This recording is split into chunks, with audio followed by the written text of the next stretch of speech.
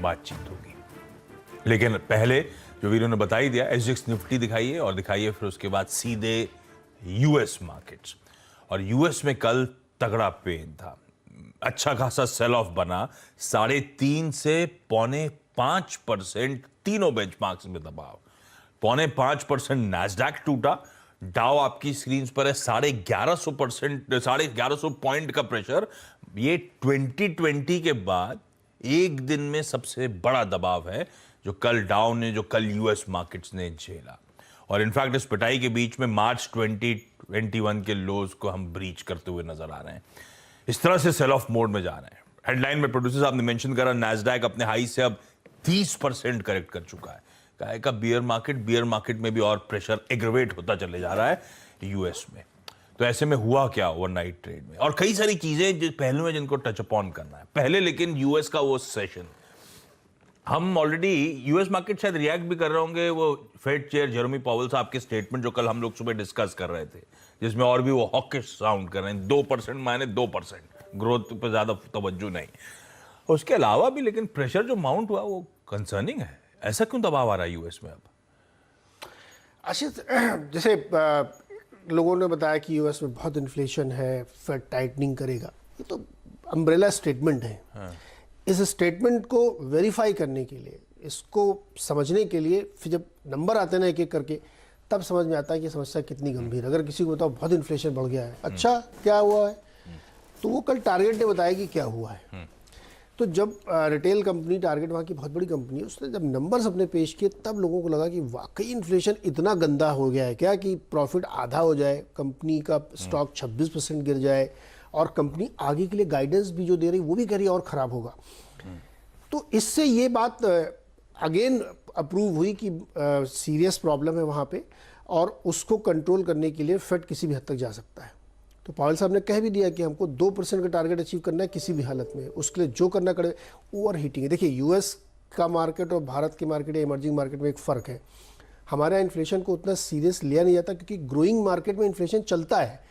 भारत में 5-6% एवरेज हमेशा रहता है, लेकिन यूएस में अगर 2% से ज़्यादा बढ़ गया डेवलपिंग मार्केट में तो वहाँ सरकारें बदल जाती है। नवंबर में चुनाव होने यूएस में, तो उसकी वजह से वहां पे अच्छा आप पहले बताओ, सीनेट के जो 2-2 साल में होते हैं, तो यूएस में क्या होता है कि जब भी इन्फ्लेशन इस तरह बढ़ता तो सरकारें बिल्कुल परेशान हो जाती हैं। तो इसलिए फिर वो फेड भी, सरकार भी, सीनेट भी, कांग्रेस भी सब लग जाते हैं कि इसको कंट्रोल करना है, वरना बड़ा मुश्किल हो जाएगी। और वहाँ की जो पब्लिक है, जो वहाँ की जो ग्रूमिंग उनकी उस तरह से हुई कि वो इस चीज़ को बर्दाश्त नहीं कर पाते, क्योंकि वहाँ पे स्पेंडिंग पैटर्न डिफरेंट है। पूरी इकोनॉमी डेट पे चलती है, वहाँ की कंजम्पशन क्रेडिट कार्ड से वहाँ चलता है। तो वहाँ पे अगर 0.5% या 0.25% भी इन्फ्लेशन बढ़ेगा, इंटरेस्ट रेट बढ़ेगा, तो उसका असर ज़्यादा सीवियर होता है। भारत में हम लोग 7% पे खड़े हैं, लेकिन कोई ऐसा तनाव नहीं है चेहरे पे, वहाँ ज़्यादा तनाव है। और इसीलिए वहाँ के मार्केट में कल एक अगेन सेल ऑफ देखा गया टारगेट का की कंपनी में, या उस तरीके के सेल ऑफ 1987 के बाद पहली बार देखा गया है। तो ये मुश्किल वहाँ पे खड़ी है। अब जैसे जैसे नंबर आ रहे हैं वैसे वैसे मुश्किलें बढ़ रही हैं। नहीं, भारत में तनाव नहीं है कहना गलत है। मैं जब कल रात में पढ़ाई कर रहा था तो देखा वीकली ऑप्शंस भरी तैयारी, फिर देखा मंथली कितनी दूर है, जरा अगले हफ्ते आएगी, उसके बाद वो 25 को आ जाएगी, 5 दिन और बचेंगे। तब याद आता सैलरी में तो बड़ा टाइम है यार अभी। तो ये तनाव भारत में भी आ चुका है, महीना बड़ा बड़ा लगने लगा है काफी ज्यादा। अच्छा, ये बिल्कुल ठीक। तो फिर इन्फ्लेशन के कंसर्न्स, वो दिक्कतें जस की तस, और ऊपर से वो किसी टारगेट के, किसी वॉलमार्ट के जो इन्होंने कहा था रिटेल के नंबर्स आने हैं, वो नंबर्स दिखा रहे हैं कि ना कंपनियां कॉस्ट संभाल पा रही हैं, और इस इन्फ्लेशन के चलते डिमांड कोलैप्स हो रही है। और कल टारगेट का स्टॉक 25% एक सेशन में गया। इस तरह का प्रेशर माउंट हुआ था। अच्छा, बाकी के पहलू पर टच अपॉन करूं उससे पहले वीरू के पास चलते हैं। वो डाउ का चार्ट हम बार बार देखते हैं, वीरू ने मेंशन भी करा था, बड़े क्रिटिकल लेवल्स पर डाउ खड़ा हुआ है। वीरू, कल 1150 पॉइंट निकलने के बाद डाउ का क्या हाल? आ रहा है आपके स्क्रीन पे, ज्यादा इंतजार नहीं करना पड़ेगा आपको। और वो जो शॉर्ट स्क्यूज जनरेट करने वाला लेवल था आशीष, वहीं से डाउ का रिवर्सल हो गया। और पिछली 10-12 कैंडल को अगर आप देखें, इसने ऑलमोस्ट, जरा थोड़ा सा अगर स्क्रीन पे जूम करके दिखाएंगे तो अच्छा लगेगा, मार्च के लोस को जो कि हमने लास्ट वीक वॉलेट किया था, रीगेन किया था एक बड़ी कैंडल्स के जरिए परसों, लेकिन कल आशीष इस 1200 पॉइंट की, 1100 साढ़े 1100 पॉइंट की कैंडल के साथ पिछले 8-9 सेशन की अगर आप देखें, वो जो कैंडल्स थी जिसमें वो सिर्फ एक वो वाइल्ड शेडो वाली कैंडल को अगर आप छोड़ दें, उसको ब्रीच कर दिया है। तो कहीं ना कहीं जो एक वो नेक लाइन को रीगेन करने की कोशिश कर रहा था यूएस मार्केट, वो धराशायी हो गया है। और ऐसे में आई थिंक लास्ट वीक के लोस को भी वॉलेट कर दे यूएस, तो कोई बड़ी दिक्कत नहीं है, क्योंकि जो कल के कैंडल का प्रेशर था वो इंडिकेट करता है कि सारे के सारे जो बाय एफर्ट्स थे पिछले कुछ रेंज में, सबके स्टॉप लॉसेस आज के सेशन में ट्रिगर होंगे। कल के कुछ के कल हो गए होंगे आशीष। भाई साहब, तो रेंज टूटती हुई कल के उस सेल ऑफ के बीच। अच्छा, वो तबर अब वापस लेकर आइए डॉक्टर साहब। उसमें कच्चा तेल थोड़ा सा कूल ऑफ हुआ, उसमें डॉलर इंडेक्स और इंच अप होता हुआ। डॉलर इंडेक्स तो खैर मेरे ख्याल से जेरोमी पावेल साहब का वो जो स्टेटमेंट की बात कर रहे हैं उस पे भी वो उस हॉकिश स्टेटमेंट पे भी डॉलर इंडेक्स रिएक्ट कर रहा होगा। पर वो फेड के स्टेटमेंट से याद आया, कल यूके के आंकड़े इन्फ्लेशन के 9% पे, क्या एक्सपेक्टेशन? हाँ, ये 4 रेट हाइक कंसेक्यूटिव कर चुका है bank of England. Correct, rate hike के बाद ये सिचुएशन है वहाँ पे कि आपका 9% इन्फ्लेशन चला गया है, 40 ईयर्स के हाई पे है। मंथ ऑन मंथ 2-2.5% की ग्रोथ है सीपीआई में। और इसका जो असली कारण है वो एनर्जी प्राइसेस, जो इन लोगों ने पंगा ले रखा है ना रशिया से। तो गैस की कीमतें, पेट्रोल डीजल की कीमतें, इलेक्ट्रिसिटी की कीमतें इतनी ज़्यादा बढ़ गई हैं कि वो अब संभाले नहीं संभल रही। एक कल मैं पढ़ रहा था कि वहाँ भी जो बिजली के दाम है वो कंट्रोल किए जाते हैं, कैप किए जाते हैं। उस कैपिंग को 54% बढ़ा चुके हैं।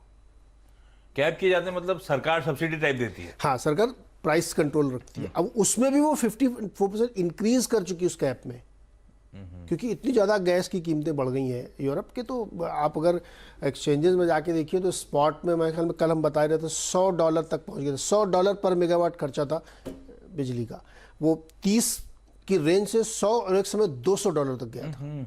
तो इस तरह की फ्लक्चुएशन, लेकिन अभी मेरे ख्याल में 100 से थोड़ा ही नीचे होगा।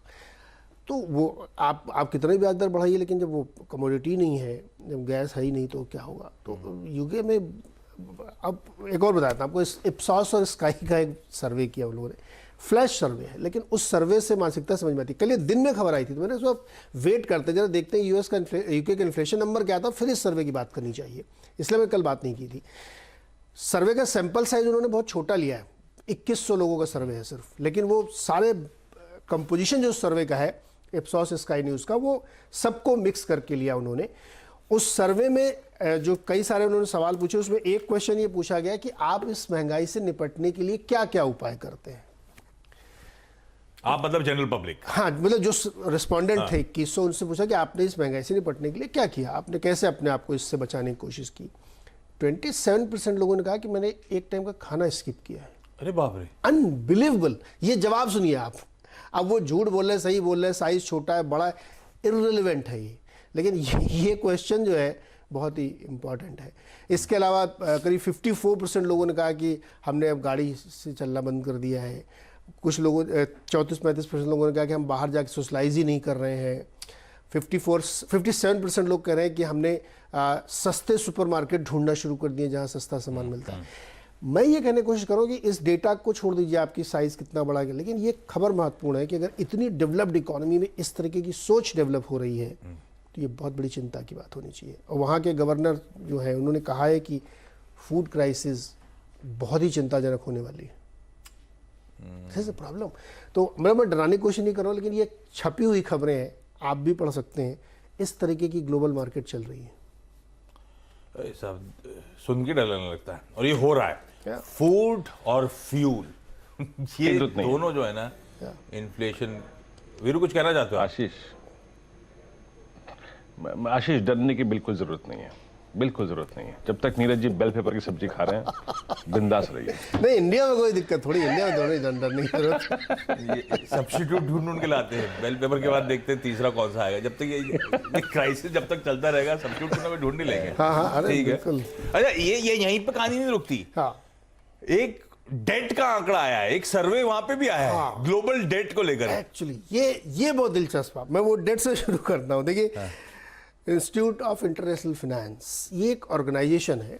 70 देश के 450 से ज़्यादा central banks, hedge fund, mutual fund, insurance fund, ये सब इसके सदस्य हैं।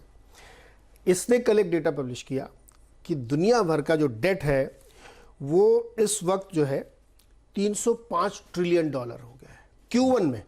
अभी जो बीता क्वार्टर कैलेंडर ईयर 22 का 305 ट्रिलियन डॉलर का डेट हो गया, और इसमें मेजर कंट्रीब्यूटर कौन है? चाइना और यूएस। मतलब उन एक ने 2.5 ट्रिलियन डॉलर बढ़ाया है और एक ने 1.5 ट्रिलियन डॉलर बढ़ाया है। इतना डेट उनका कंट्रीब्यूशन, बाकी फिर पूरी दुनिया का है। आप सोचिए इस तरीके का डेट बढ़ा लिया, और डेट टू जीडीपी रेशियो है 350% ग्लोबली। क्या फ्रेजाइल स्टेट पे खड़े हैं हम। आप सोचिए, अब मैं कहूँ कि ये बबल बन रहा है तो लोग कहेंगे यार आप बहुत नेगेटिव बात कर। ये 350% का डेट टू जीडीपी रेशियो होता है क्या? किसी भी देश की सॉवरेन गवर्नमेंट में 60% होना चाहिए डेट टू जीडीपी, और स्टेट लेवल पर 20% होना चाहिए। आप पूरी दुनिया में देखिए कितना है, 3.5 गुना। ठीक है, हिस्टोरिकली हमेशा हाई रहता है, यूएस में बहुत ज़्यादा डेट टू जीडीपी रहता है, 250% तो हो जाता है, लेकिन 350% पे हम खड़े हुए हैं। नोटें जो छापी गई ना 20 ट्रिलियन डॉलर की, उसका ये परिणाम है। इसी कारण से गोल्डमैन सैक्स ने यूएस की जो चाइना की जो जीडीपी है उसका आंकड़ा घटा के उन्होंने कितना था पहले 4.5 से घटा के 4% कर दिया है। और सिटी बैंक जो बहुत ही बुलिश था चाइना के ऊपर, उन्होंने हाईएस्ट 5.1% का जो जीडीपी का अनुमान लगाया था, उन्होंने घटा के 4.2% कर दिया है। इस तरीके से कट किया गया। और गोल्डमैन सैक्स ये भी कहता है कि चीन में पूरी तरीके से अनलॉक कैलेंडर ईयर 23 के सेकेंड हाफ में हो पाएगा। इनसे जितना बुलवाएंगे उतने क्यूज बिगड़ते चले जाएंगे। बस करते हैं। आजकल अब ग्लोबल हो मैं कुछ नहीं बोलता। गया। आजकल ग्लोबल हो गया भैया, ये तस्वीर तो बहुत बिगड़ी हुई है। अच्छा एक चीज चलिए अब रिस्पाइट, वो फिर से वो ग्रिड दिखाइएगा डायरेक्टर साहब, वो जो FIDI का इस वीकली साइकिल का। एक अच्छी बात ये है, वो ग्रिड दिखाई ना, FII की सेलिंग का आंकड़ा रिड्यूस हो रहा है। अब ये आंकड़ा रिड्यूस हो रहा है या बायर खत्म हो रहे हैं इसीलिए FII माल नहीं छोड़ पा रहे, क्योंकि DI सपोर्ट तो कर नहीं रहे। कल से 450 करोड़ की बाइंग थी, तो इसको उस पर्सपेक्टिव भी रखना हो सकता है। DIs की बाइंग, वो मार्केट डेप्थ कम है इसलिए FII माल नहीं छोड़ पा रहा है, इसको ऐसे भी देख सकते हैं। पर ये वक्त बताएगा कि मूड माल है कैसा। इस आंकड़े पे वैसे फोकस नहीं करने का, अभी तो ग्लोबल बॉटम एक दिन बन सकता है। हाँ, एक दिन तो बनेगा। नहीं वो दिन ये होगा जिस दिन S&P यूएस की रेटिंग पे कुछ कमेंट करेगी, वो वही दिन बॉटम होगा। आपको 2008 याद होगा ना, रेटिंग एजेंसीज आती नहीं है, बहुत जागती नहीं है, वो आती है तो रिवर्सल का संकेत होता है। 30-40% करेक्ट हो चुकी है यूएस मार्केट। अभी S&P को आके बता देना चाहिए कि इनकी रेटिंग में डाउनग्रेड करो, बस वही बॉटम 2008 में ऐसे ही बना था। सही भाई, रेटिंग एजेंसी जब भी जागती है रिवर्सल की साइकिल का इंडिकेशन S&P को उल्टा जाता है बाजार, ध्यान रखने का। तो उन्हीं को जगाने की जरूरत अब।